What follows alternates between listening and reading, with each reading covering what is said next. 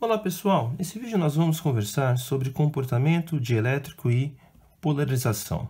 Muito bem, um dielétrico é um material que pode ser polarizado ou que já possui uma polarização permanente. E é no processo de polarização que nós armazenamos energia neste material. Mas como isso se dá?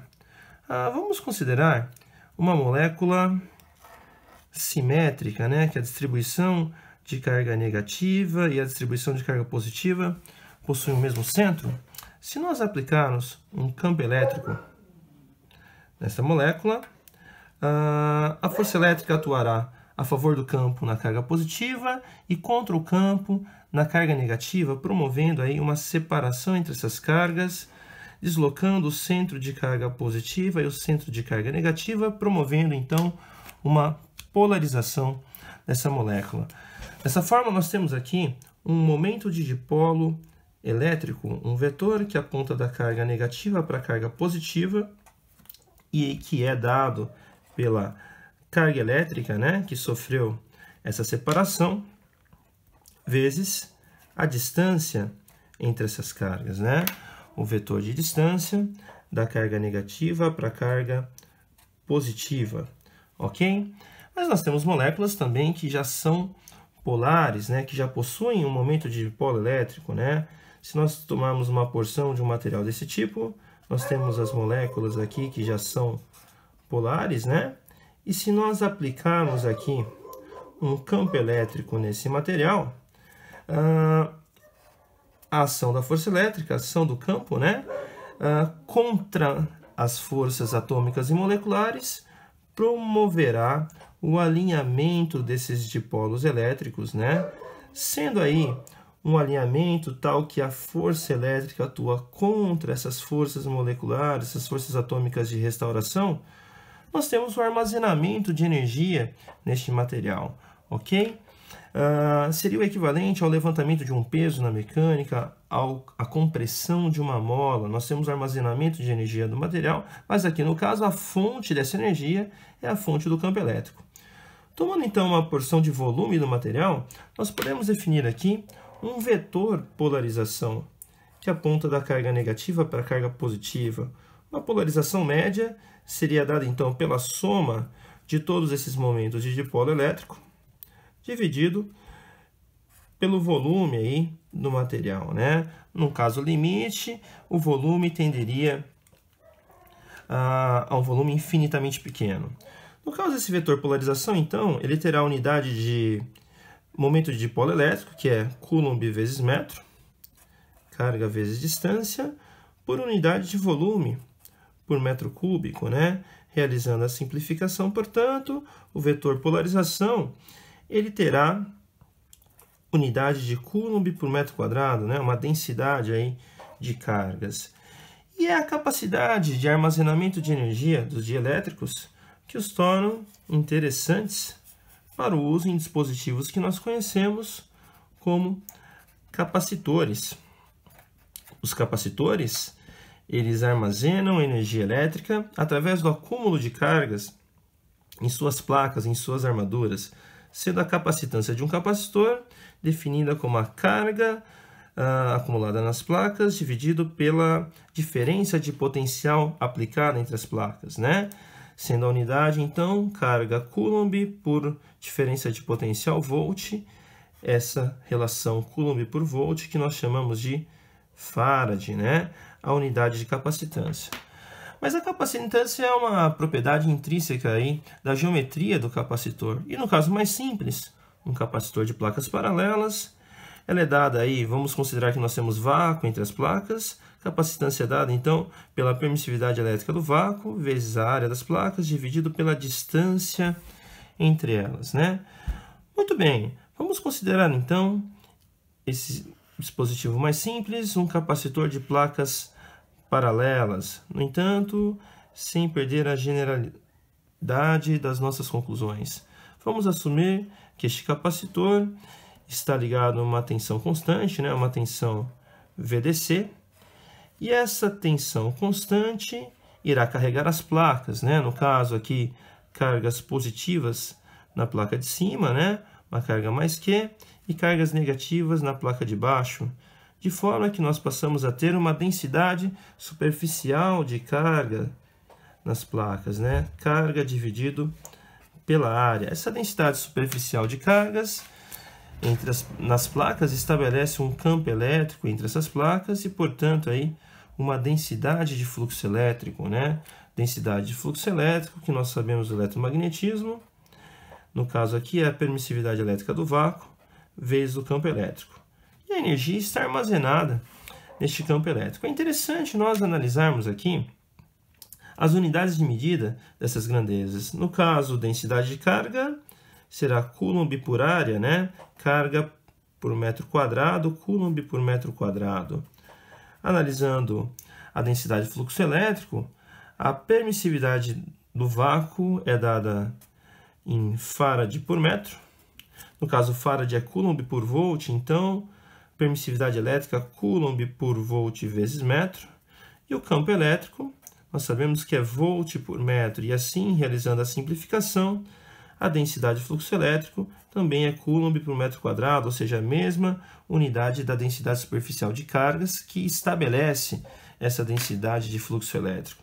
Então, essas grandezas estão relacionadas, tal que nós podemos escrever densidade de fluxo elétrico como sendo a densidade superficial de cargas na direção normal às placas, né? Muito bem, mas inserindo um dielétrico entre as placas, nós vamos ter aí um aumento da capacidade de armazenamento de carga, de energia do capacitor. No caso, a capacitância será dada, então, pela permissividade elétrica do dielétrico vezes a área, dividido pela distância entre as placas, sendo a permissividade elétrica a permissividade relativa, no caso, uma constante dielétrica, no caso, vezes a permissividade do vácuo, né?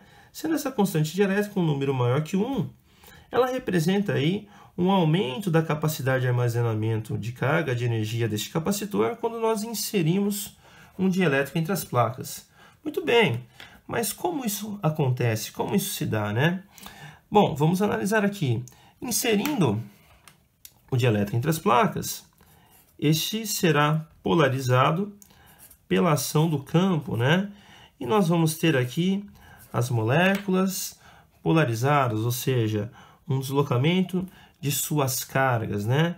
Então, nós vamos ter aqui as cargas negativas próximas às positivas e as moléculas polarizadas. É interessante nós analisarmos aqui a região próxima às placas, né? No caso, próximo à placa positiva, há o surgimento aqui de cargas de polarização negativas, né? E próximo à placa negativa, ao surgimento de cargas de polarização positiva, né? No caso, essas cargas de polarização próximas às placas, elas tendem a enfraquecer o campo elétrico, reduzindo a diferença de potencial entre as placas.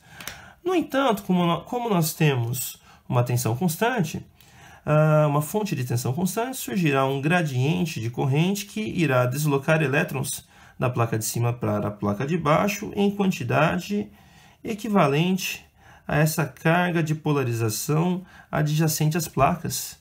E assim restabelecemos o campo elétrico e nós temos um aumento da densidade de carga das placas, né? Devido a esta carga de polarização. Aumento, então, da densidade superficial de cargas promove um aumento da densidade de fluxo elétrico e um aumento da capacidade de armazenamento deste dispositivo. No caso, a densidade de cargas, superficial de cargas nas placas atualmente, com o dielétrico, corresponde à densidade de carga que nós tínhamos antes, quando o vácuo entre as placas, mais a densidade de carga associada às cargas de polarização.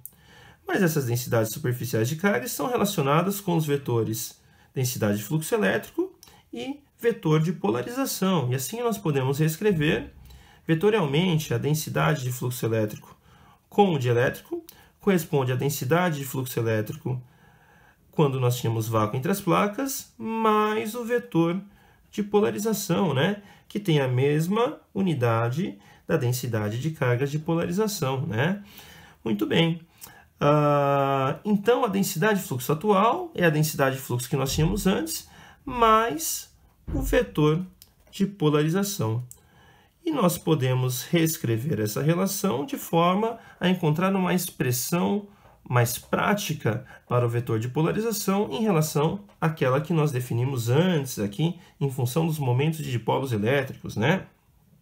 Muito bem, se nós sabemos que a densidade de fluxo elétrico é a permissividade elétrica vezes o campo, nós vamos ter aqui a densidade de fluxo quando o vácuo entre as placas, a permissividade do vácuo vezes o campo, mais o vetor de polarização. Isolando o vetor de polarização, nós teremos, então, epsilon menos epsilon zero vezes o campo elétrico. E lembrando que a permissividade do dielétrico é a permissividade relativa vezes a permissividade do vácuo, nós temos que o vetor de polarização será dado por permissividade do vácuo vezes permissividade relativa do dielétrico menos 1 vezes o campo. Ok? No caso de materiais isotrópicos, né, essa permissividade relativa é um número constante, né?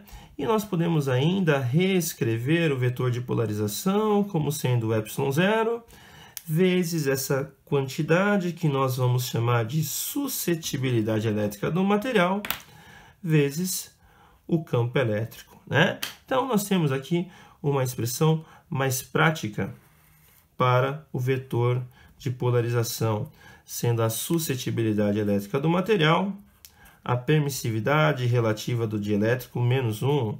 No caso, no vácuo, a permissividade relativa é 1, então a suscetibilidade é 0, né? Como nós sabemos. Importante salientar que estas duas últimas relações, né? Essas relações, né? Elas são válidas para dielétricos isotrópicos lineares, né, que possuem as mesmas propriedades em todas as direções. No caso de um material não isotrópico, essas duas primeiras expressões elas continuam válidas, né? No entanto, para materiais anisotrópicos, a densidade de fluxo elétrico antes da inserção do dielétrico e o vetor de polarização não são mais vetores paralelos, e assim nós precisaríamos de uma relação matricial para as direções x, y, z, e a permissividade elétrica será um tensor aí que relacionará o campo elétrico com a densidade de fluxo elétrico, ok? Mas os materiais isotrópicos são muito usados em engenharia, portanto aí a importância dessa relação para o vetor polarização. Então é isso, pessoal. Obrigado e até a próxima.